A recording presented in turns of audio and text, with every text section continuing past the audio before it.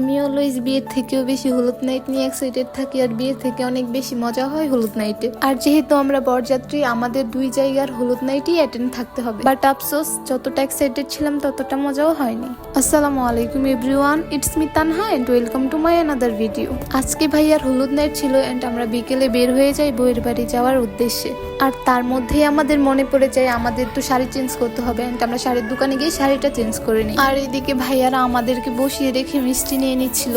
সবশেষে আমরা আবারও রওনা হয়ে যাই বউয়ের বাড়িতে যাওয়ার উদ্দেশ্যে, এন্ড আমরা কিছুক্ষণের মধ্যে ওখানে গিয়ে পৌঁছে যাই। আর তারা আমাদের জন্য লোক পাঠিয়েছিল আমাদেরকে রিসিভ করার জন্য, বাট আমাদের কাউকে লাগে না, আমরা একা একাই যেতে পারি। এটা কোনো কথা? এখানে গিয়ে আমার মনটা ভেঙে গেছে। ভাই, এখানে মাত্র ইভেন্টের কাজ শুরু হচ্ছে, কখন শেষ হবে আর কখন আমরা হলুদ মাখিয়ে যাব। আজকে আর মনে হয় না ভাবিকে হলুদ মাখিয়ে যাওয়া হবে আমার। ও তো দেখি আগে থেকেই বসে আছে। বেবিটা কত কিউট না? আমরা এত কিছু বলছিলাম বাট সে শুনছেই না। ভেবেছিলাম কত আনন্দ করব, বাট এখানে সবাই ফোন নিয়ে বিজি, আর এখানে হচ্ছে বেচারি আমি। যাই হোক, ওরা আমাদের জন্য খাবারের ব্যবস্থা করেছিল, দেন আমরা কিছু খেয়ে আবার আমাদের বাড়িতে যাওয়ার উদ্দেশ্যে বের হয়ে যাই। এক বুক কষ্ট নিয়ে বাসায় ফিরছি, কারণ ভাবিকে আর হলুদ মাখানো হলো না। যাই হোক, ভাইয়াকে মাখাবো। ওনাদের বাসা থেকে আমাদের বাসায় যাওয়ার জন্য আমরা লিটারালি রাত 8টা বাজে বের হই, বাট তখন পর্যন্ত ওদের ইভেন্টের কাজ শেষ হয়নি।